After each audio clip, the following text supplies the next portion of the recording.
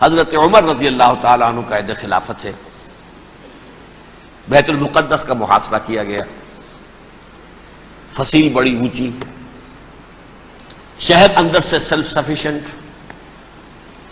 حملے کا راستہ کوئی نہیں، محاصرہ طول کھینچ رہا ہے لیکن ان کے پاس رسد بھی موجود ہے، پانی بھی موجود ہے، وہ دروازے بند کر کے بیٹھے ہوئے ہیں۔ بالآخر اللہ تعالیٰ کی مشیت کا ظہور کیسے ہوا؟ ان کے کچھ علماء آئے فصیل پر، کہا دیکھو مسلمانوں، تم قیامت تک بھی یہاں پڑے رہو گے محاصرہ کر کے، ہمارا یہ شہر فتح نہیں ہوگا۔ ہاں ایک درویش بادشاہ کے ہاتھوں یہ شہر فتح ہونا ہے، لیکن تمہارے اندر ہمیں وہ نظر نہیں آ رہا۔ ابو عبیدہ بن الجراح رضی اللہ تعالی عنہ، امین هذه الامہ، ان کا فوراً ذہن گیا وہ درویش بادشاہ مدینے میں بیٹھا ہوا ہے، عمر رضی اللہ تعالی۔ اب ایک اور عمر بھی ہے جو قندھار میں بیٹھا ہے، نقشہ وہی ہے، سادگی کی حد تک نقشہ وہی، بالکل وہی، اپنی آنکھوں سے دیکھا ہے وہی سادگی۔ عمر اول عمر ثانی تھے عمر بن عبد العزیز۔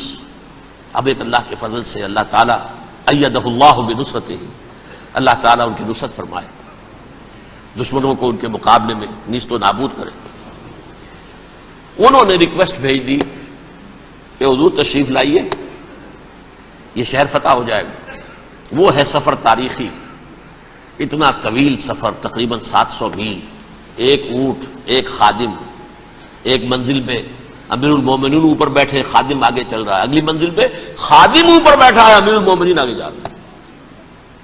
اور جب پہنچے ہیں تو وہ باری تھی خادم کی، انہوں نے ہاتھ جوڑ دیا، حضور خدا کے لیے تم کیا کہیں گے لوگ، وہ میرا برا حال کر دیں گے، تمہیں شرم نہیں آئی؟ امیر المومنین پیدل آگے چل رہے ہیں نکیل پکڑ کر، اور تم بیٹھے ہو اوپر براجمان ہو۔ حضرت عمر فرمایا الدور دورک، نہیں باری تمہاری ہے، بیٹھ۔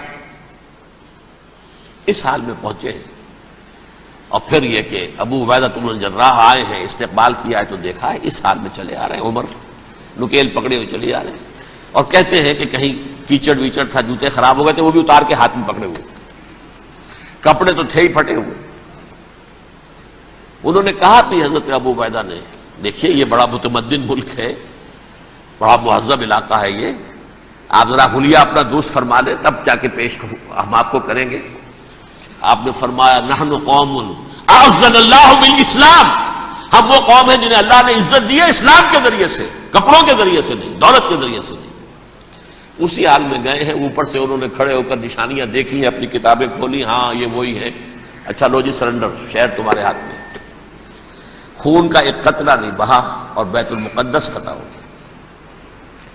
لیکن اس وقت حضرت عمر نے ایک نرمی یہ کی کہ یہودیوں کے لیے بھی اسے اوپن سٹی قرار دے دیا۔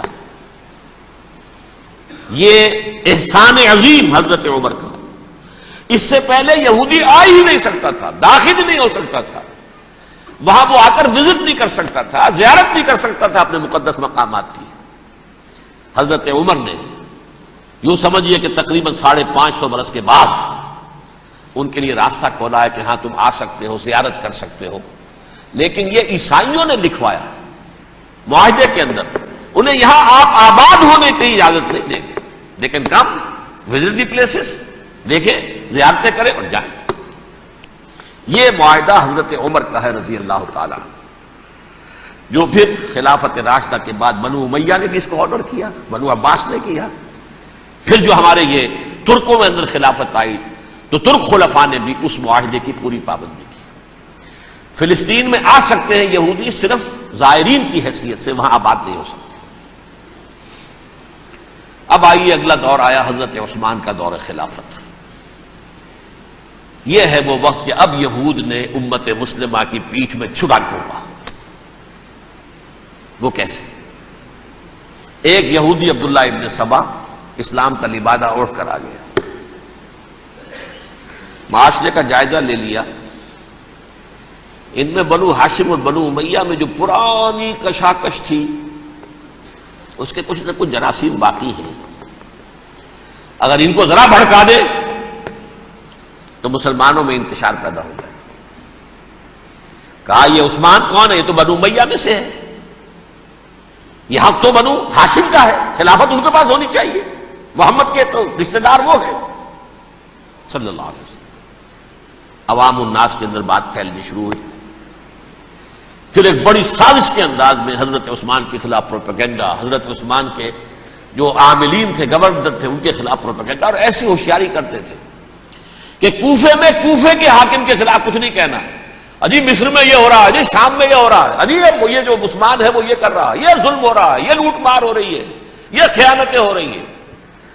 اب نہ تو اس زمانے میں مینز آف کمیونیکیشن، کیسے تصدیق کریں؟ افواہیں تو آپ آج کراچی کے اندر شروع ہو جائے تو پتہ نہیں چل سکتا کسی کو کہ کیا اس میں صداقت ہے کیا جھوٹ ہے، اور بری بات جو ہے فطرت انسانی کی کمزوری ہے وہ فوراً قبول کرتا ہے، کسی کے بارے میں اچھی بات ماننے کو تیار نہیں ہوتا لیکن بری بات تو فوراً تیار۔ بہرحال یہ فتنہ انہوں نے اٹھایا، حضرت علی کی الوہیت کا فتنہ اٹھایا، حضرت عثمان کے خلاف الفتنۃ الکبریٰ برپا کیا، حضرت عثمان شہید ہوئے، اس کے بعد 5 برس تک مسلمان ایک دوسرے کی گردنیں کاٹتے رہے، باہمی خانہ جنگی ہوئی، امت کو وہ زخم لگایا ہے جو آج تک جس سے خون رس رہا ہے۔ یہ شیعان عثمان اور شیعان علی تھے جو بعد میں پھر سنی اور شیعہ ہو اور آج تک ہے۔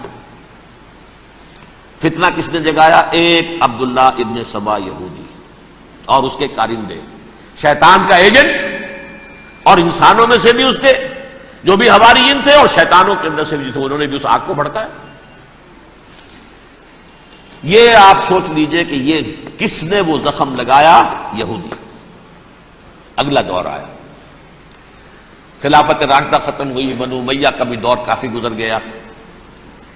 طارق ابن زیاد 712 عیسوی میں حملہ کرتے ہیں اسپین پر۔ اسپین اس وقت عیسائیت کا بہت بڑا گڑھ، بڑے کٹر ترین عیسائی جو ہے وہ اسپین میں تھے، لہذا یہودیوں کی وہاں بہت پٹائی ہوتی تھی، بہت پٹائی ہوتی ہے، میں بتا چکا ہوں، دشمنی تھی ان کی تو چلی آ رہی تھی عیسائیوں کے ہاتھوں یہودیوں کی، وہ تو سن 300 عیسوی سے ایمپرر کانسٹنٹائن کے بعد سے شروع ہو گئی تھی۔ اس حوالے سے یہودیوں نے اس وقت چالاکی یہ برتی، کچھ راستے واسطے بتائے، کچھ مدد کی طارق ابن زیاد کی۔ طارق ابن زیاد نے انہیں اپنا محسن سمجھا، ہسپانیہ فتح ہو گیا تو یہودی چونکہ محسنین کی فہرست میں آ چکے تھے، انہیں بہت اقتدار نصیب ہوا، بڑی سپورٹ مسلمانوں نے دی۔ ان کے بڑے بڑے علماء جو اسی دور کے اندر پیدا ہوئے، بڑے بڑے تھنکرز ان کے اسی دور میں پیدا ہوئے۔ بن گوریون جو کہ ایک وزیر اعظم تھا اسرائیل کا، اس نے یہ لکھا اپنی کتاب میں، Muslim Spain was the golden era of our diaspora. وہ ڈائسپورا جو 70 عیسوی سے شروع ہوا تھا اور 1917 عیسوی تک جاری رہا ہے، اس میں سے گولڈن ایرا ہمارا جو تھا وہ مسلم اسپین تھا، ہسپانیہ میں بیٹھ کر ہم نے عیش کیے۔ لیکن وہاں سے انہوں نے اور جو کچھ کیا، یہ تو داستان کے تو بہت سے گوشے ہیں، لیکن میں جس اسٹریٹ لائن میں چل رہا ہوں اس کے اعتبار سے ایک بات سمجھ لیجیے، وہاں بیٹھ کر انہوں نے اب عیسائیت کی پیٹھ میں چھرا گھونپا، پروٹیسٹنٹ مذہب پیدا کیا، تقسیم کر دیا، جیسے شیعہ سنی کی تقسیم، عبداللہ ابن سبا، رومن کیتھولک اور پروٹیسٹنٹ کی تقسیم، یہودی علماء۔ ہوتا کیا تھا؟ ہسپانیہ کی یونیورسٹیاں ہیں، کارڈووا میں ہے، ٹولیڈو میں ہے، گریناڈا میں ہے، غرناطہ، قرطبہ، تولیتلا، اور وہاں آتے تھے لوگ، فرانس سے چلے آ رہے ہیں نوجوان پڑھنے کے لیے، جرمنی سے چلے آ رہے ہیں، اٹلی سے چلے آ رہے ہیں، 3 ہی ملک قریب ترین پڑھتے ہیں سینٹرل جو یورپ کے ہیں۔ یہاں پر جو ہے وہ اسلام جو نور پھیلا رہا تھا اس سے بھی مستفیض ہوئے، جہالت کے جو ہے پردے ان کے وہ چھٹے، اس کے ساتھ ہی وہ یہودی وہاں ان کے اندر جو جراثیم داخل کر رہے تھے وہ اس عیسائیت کے خلاف بغاوت تھی جو اس وقت دنیا میں